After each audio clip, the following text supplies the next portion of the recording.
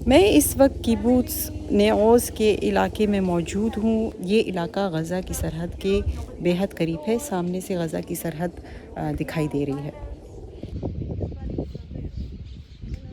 7 اکتوبر 2023 کی صبح 9 بجے کے آس پاس حماس کے جنگجو یہاں اس گیٹ سے اس علاقے میں داخل ہوئے۔ انہوں نے گھر گھر جا کر لوگوں کو گولیاں ماری۔ کئی لوگوں نے سیف روم میں اپنی جان بچانے کی کوشش کی، لیکن وہ وہاں بھی نہیں بچ سکے۔ یہ جو آپ میرے پیچھے دیکھ رہے ہیں، یہ اس گھر کا سیف روم تھا کہ یہاں پہ بلٹس کے نشان ہیں۔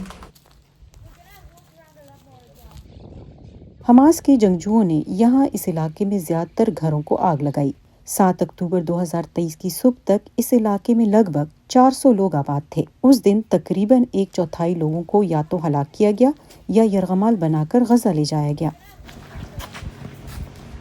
یہاں پر ہر گھر کے آگے جھنڈے لگے ہوئے ہیں یلو کلر کے، جیسے کہ آپ دیکھ سکتے ہیں، اور ان جھنڈوں پر مختلف کلرز کے سٹیکرز لگے ہوئے ہیں۔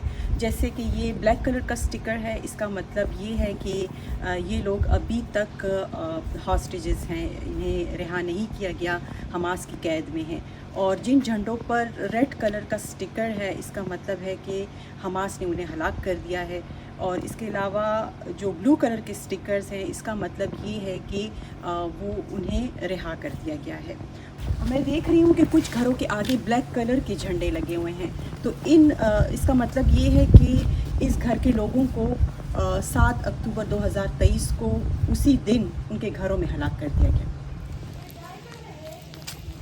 مقامی لوگوں کا کہنا ہے کہ اسرائیلی آرمی اس دن تقریباً 3 بجے کے قریب یہاں پہنچی۔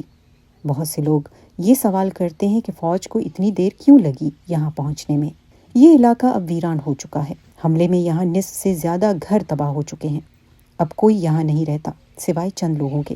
زیادہ تر لوگ یہاں سے نقل مکانی کر چکے ہیں۔